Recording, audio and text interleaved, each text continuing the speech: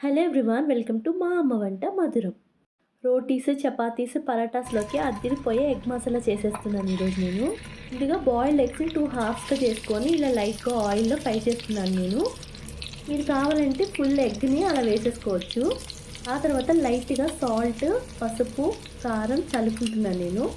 ఒకవైపు ఫ్రై అయిన తర్వాత ఇంకో వైపు కూడా టర్న్ చేసుకొని బాగా ఫ్రై చేసుకోవాలి. లోపల చందమామ తీసేసి ఫ్రై చేస్తే బాగుండేది, నొరగొచ్చేస్తుంది. ఇలా మొత్తం ఫ్రై అయిపోయిన తర్వాత తీసి పక్కన వేరే గిన్నెలో ఉంచుకుంటున్నాను. మళ్ళీ అదే ప్యాన్లో ఇంకొంచెం ఆయిల్ వేసి బాగా సన్నగా తరిగిన 4 ఉల్లిపాయల వరకు తీసుకొని బాగా ఫ్రై చేసుకుంటున్నాను దానిలోనే.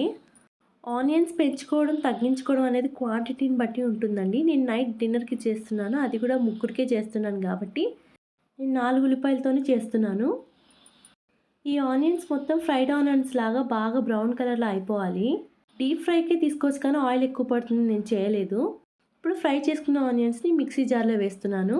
తర్వాత కప్పు పెరుగు, అలాగే 7-8 జీడిపప్పులు వేసి మిక్సీ పట్టుకోవాలి. మళ్ళీ అదే ప్యాన్లో 2 టొమాటోతో చేసిన టొమాటో గుజ్జును దానిలో వేస్తున్నానండి.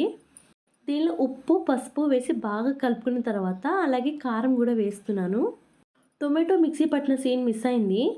నేను ఏ మసాలాస్ వాడట్లేదు కాబట్టి గరం మసాలా వేస్తున్నాను. గరం మసాలా కూడా వేసి బాగా కలిపేసి మూత పెట్టుకొని ఆయిల్ పైకి తేలే వరకు ఉంచుకోవాలి.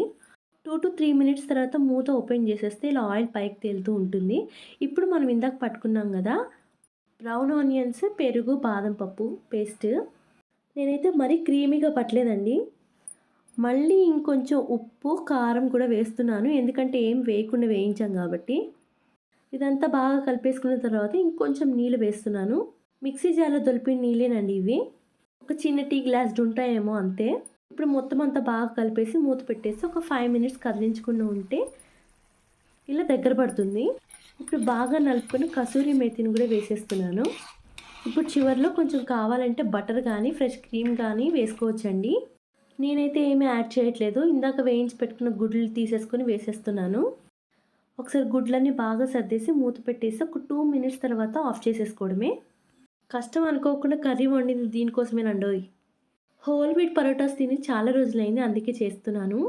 నేనైతే పరోటాస్కి పెద్ద ఫ్యాన్ని. మీలో ఎంతమంది పరోటాని ఇష్టపడతారో కమెంట్ చేసేయండి. ఇక్కడైతే ఈచ్ ఎగ్ 8 రూపీస్. మీకైతే ఎంతో కమెంట్ చేసేయండి. Thank you for watching. Bye.